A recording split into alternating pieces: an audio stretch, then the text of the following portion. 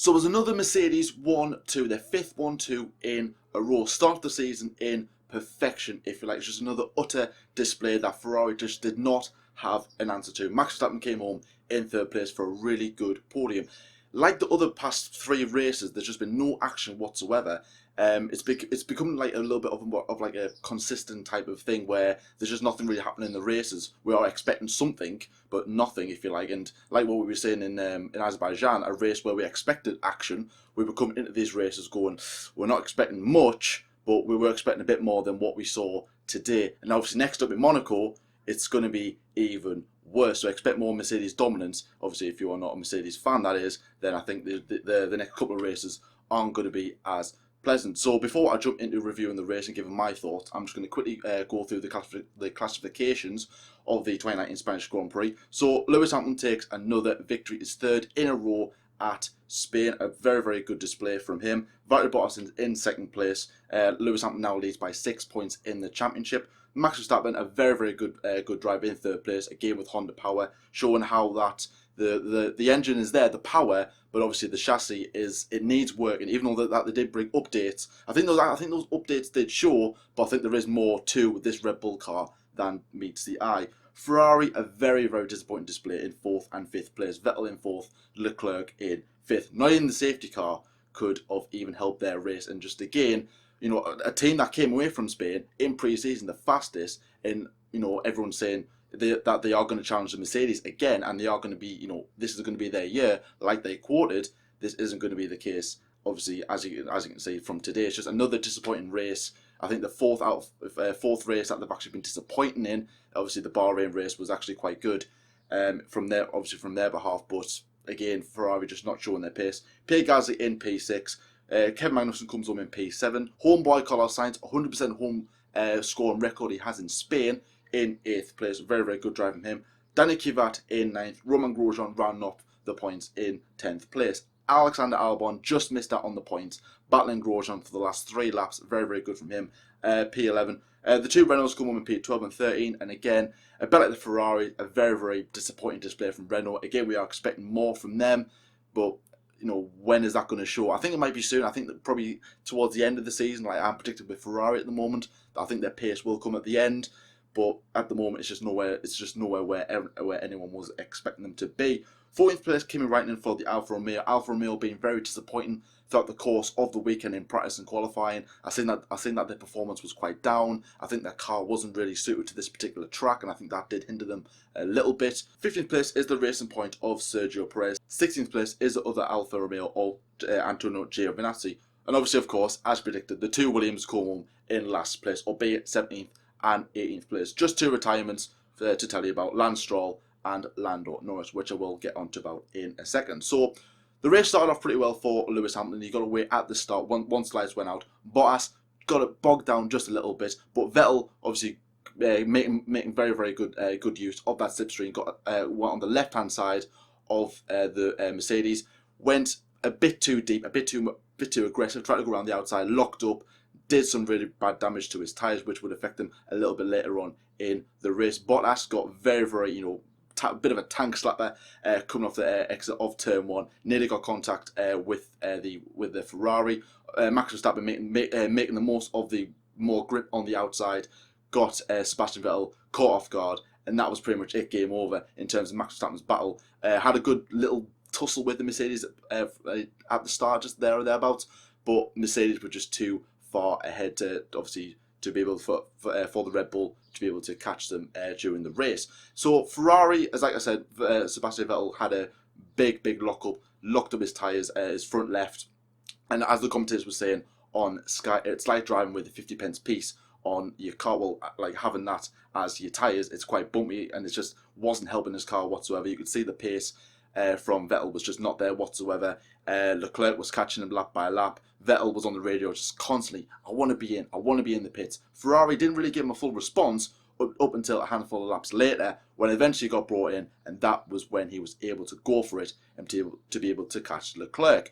But there was a little bit of, like, again, team orders was obviously involved, but not as dramatic as what we thought it was going to be, because we all could see that Vettel was struggling on them tyres as he damaged them at the start. Leclerc was doing really, really well, and then it was hindering his race a little bit. Could they have let him through a bit earlier? I think they should have. I think, again, a Ferrari, another mistake, just thinking about it too much, and it just wasn't good on their behalf. As like I said, again, I wouldn't say a disappointing race, but I'll probably say a disappointing season so far. And again, just the calls that they're doing at the moment, it's just not good. It's just not good, is it? We want to see close battling. We want to see some good racing between the two top teams in Ferrari and Mercedes. And Ferrari aren't just there at the moment. They're battling for fourth place, for crying out loud. It's just not worth it, is it though? But either way, and obviously Vettel got ahead again of Leclerc once that pace was there. Leclerc, funny enough, when he came in the pit on the second round of stops, he was on the medium tyres, which I thought, right, it was a bit confusing, but I thought that the team had decided to split strategies so that when Leclerc came out again, obviously it would have been ahead of Vettel. I thought that was like, right, I think they're going to try and let Vettel go round, overtake Leclerc, and that would kind of like put aside this team order situation, because Vettel would have been on the faster tyre, of course, Leclerc being on the harder compounded tyres. But then the safety car came out, and that changed not much, if I'm honest with you. I was going to say a lot. It should have changed something. It didn't. Ferrari had a chance to do something from that safety car, and they didn't, did they?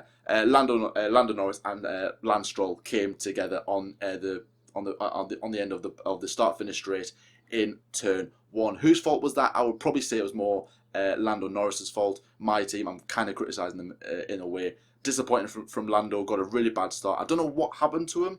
I haven't seen anything yet. Everyone was like quite confused as to how Lando went from like all the way down in 16th at the start. It was quite confusing. But I think it was just a case of, I thought it was like Stroll thought Norris was going to yield, and Norris thought Stroll was going to yield. They both didn't, and obviously contact was inevitable. Lance Stroll got into the wall. Lando Norris retired, pulled over the one side, and that, of course, allowed the safety car to come out. And then Hamilton just absolutely blitzed it from there all the way to the flag, as like I said, and takes another victory. Mercedes, when is it ever going to end? Now coming to another Grand Prix where I believe, all right, power isn't really necessary in a track like Monaco. It's all to do with the chassis. But at this moment in time, the Mercedes has got the best of everything, the best chassis and the best engine. It's normally, in previous seasons, it's always been the Mercedes with the greater power, and the other teams like the Ferrari, the Red Bulls especially, with a good chassis.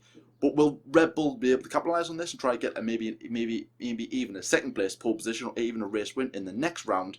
But for me, I can't see Mercedes being beaten just yet. Not until probably the Austrian Grand Prix, the British Grand Prix in 2-3 weeks' time. So probably then, maybe Mercedes might start falling away a bit once teams start catching up. But if I'm honest with you, I think Mercedes are just in another league at the moment. I'm pretty sure you guys will agree with me on that one. So that was my thoughts, my opinions. Lyle, on the other hand, was actually at the Grand Prix. That's why he wasn't in the latest F1 debate show. He sent me his thoughts. He says, after a qualifying that showed Bottas is a real threat to Lewis, the 5-time world champion, stops him in Barcelona. Race rating 6 out of 10, safety car added a point. Driver of the day, Charles Leclerc, keeping Seb at bay. I didn't really know who to award driver of the day to, so I'll just go on Lyle's accord. We'll both say Charles Leclerc. I didn't really have anyone really. Danny Kvyat, you could say, Verstappen, Sainz, but nothing was really amazing from either of them. Of course, Sainz scoring the points, yes, but I'm not just going to award it because he's a McLaren driver and not because he's a Spanish driver and he scored points in Spain. So otherwise, Alonso would have been driver of the day at every other Spanish Grand Prix.